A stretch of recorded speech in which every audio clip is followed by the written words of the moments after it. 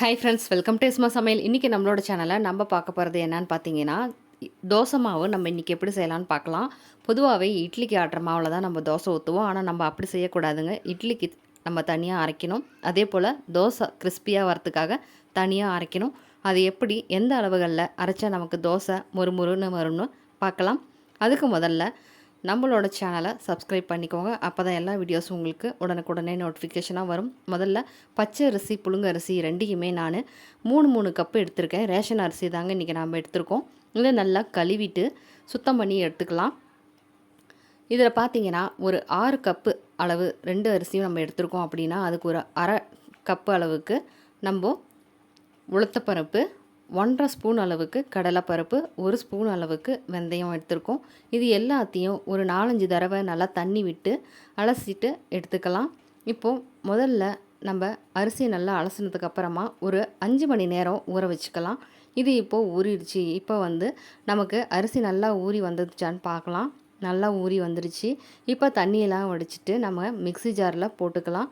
நான் இன்றைக்கி 6 கப்புங்கிறது ஒரு அரை கிலோ அளவுக்கு தாங்க எடுத்திருக்கேன். அதனால் இந்த அளவுக்கு நான் மிக்சியிலே அரைச்சிக்கிறேன். அதிகமாக அரைக்கணும் அப்படின்னு நம்ம கிரைண்டரில் கூட போட்டு அரைச்சிக்கலாம். இப்போ மாவெல்லாம் நல்லா அரைச்சிட்டு எடுத்துகிட்டு வந்தாச்சு.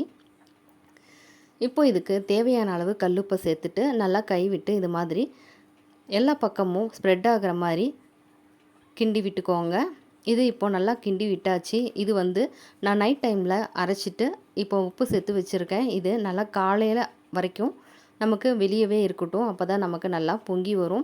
இதில் ஒரு 2 பிஞ்சு மட்டும் சோடாப்பூ சேர்த்து நம்ம தோசை ஊற்ற போகிறோம். இப்போது நம்ம காலையில் பார்க்குறோம். இப்போ நமக்கு மாவு பார்த்திங்கன்னா நல்லா பொசன்னு ஊறி வந்துருச்சு. இப்போ இதில் கொஞ்சமாக தண்ணி விட்டுருக்கேன். அதாவது இட்லி மாவு பதத்தில் மாவு இருந்ததுனால கொஞ்சமாக தண்ணி விட்டுட்டு தோசை மாவு பதத்துக்கு ரெடி பண்ணியாச்சு. இப்போ மாவில் 2 பிஞ்சு மட்டும் சோடாப்பூ சேர்த்துருந்தோம்ல. இப்போ நமக்கு தோசை ஊற்றிக்கலாம். மாவில் சோடாப்பூ சேர்த்த போது நம்ம ஊற்றும் போது தாங்க சேர்த்தணும். நைட்டே ஊற வச்சும் போது சேர்த்துடக்கூடாது. நமக்கு தோசை பார்த்திங்கன்னா இப்போ இந்த அளவுக்கு நல்லா மொறுமொறுன்னு கிறிஸ்பியாக வரும். இப்போ நான் இதில் எண்ணெய் சேர்த்துருக்கேன். இன்றைக்கி நான் பார்த்திங்கன்னா தோசைக்கு உளுந்து பொடி சேர்த்துருக்கேங்க. அதாவது பொடி தோசைக்கு உளுந்து பொடி சேர்த்துருக்கேன்.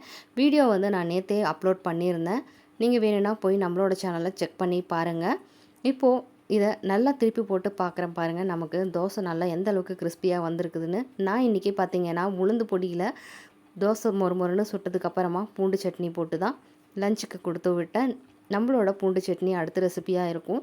மறக்காமல் அதையும் மிஸ் பண்ணிடாமல் பாருங்கள். நம்மளோட சேனலில் இருக்க எல்லா வீடியோஸும் பிடிச்சிருந்ததுன்னா ப்ளீஸ் லைக் பண்ணுங்கள், ஷேர் பண்ணுங்கள், சப்ஸ்கிரைப் பண்ணுங்கள். தேங்க்ஸ் ஃபார் வாட்சிங்.